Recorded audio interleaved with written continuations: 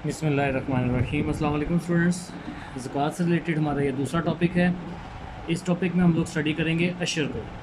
अशर भी ज़कात की ही तरह पेड होती है, लेकिन बहुत सारे लोगों को इसका नॉलेज नहीं है। बहुत सारे लोगों को सिर्फ ज़कात का पता है। अशर बेसिकली पेड होती है ऑन एग्रीकल्चर प्रोडक्ट्स। अशर paid from agriculture products. Agriculture products मतलब वो लोग जो खेती बाड़ी करते हैं, ज़मीन में खेती बाड़ी ज़राअत का उनका पेशा होता है, तो वहाँ से खेतों में तो फसल जैसा से गंदम, चावल, कपास, कोई भी फसल पैदा होती है, उस फसल को बेच के लोग पैसे कमाते हैं। ठीक है।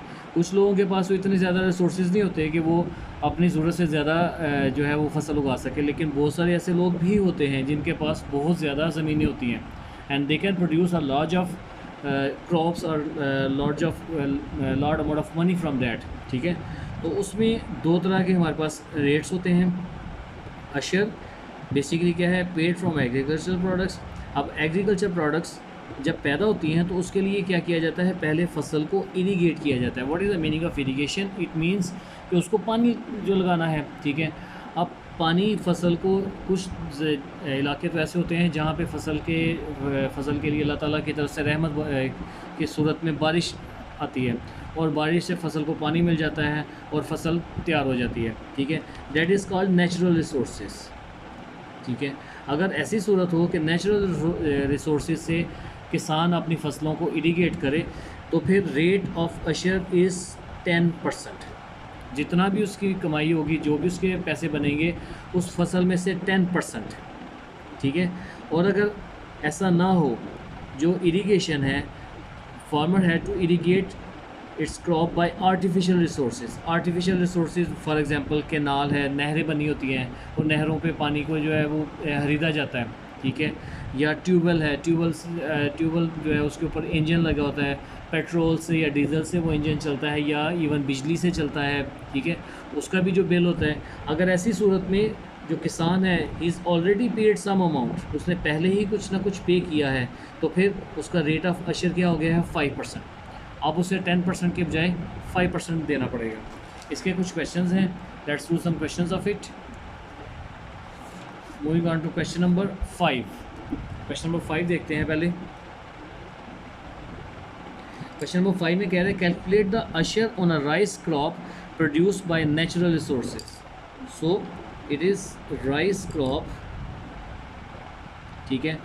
और वो प्रोड्यूस कैसे हुई, नेचुरल रिसोर्सेज।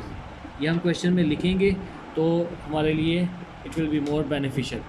Natural resources. बेटा इसकी सबसे बड़ी वजह ये है कि दो रेट हैं। अगर हम नेचुरल रिसोर्सेज बताएंगे, इट मींस कि हम उसे 10% के हिसाब से सॉल्व करेंगे। अगर हम ये नहीं बता रहे तो फिर कन्फ्यूजन पैदा होगी कि 10% के हिसाब से करना है कि 5% के हिसाब से।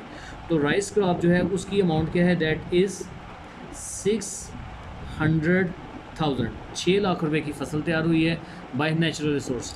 तो यहाँ पे हम क्या लिखेंगे, रेट ऑफ अशर।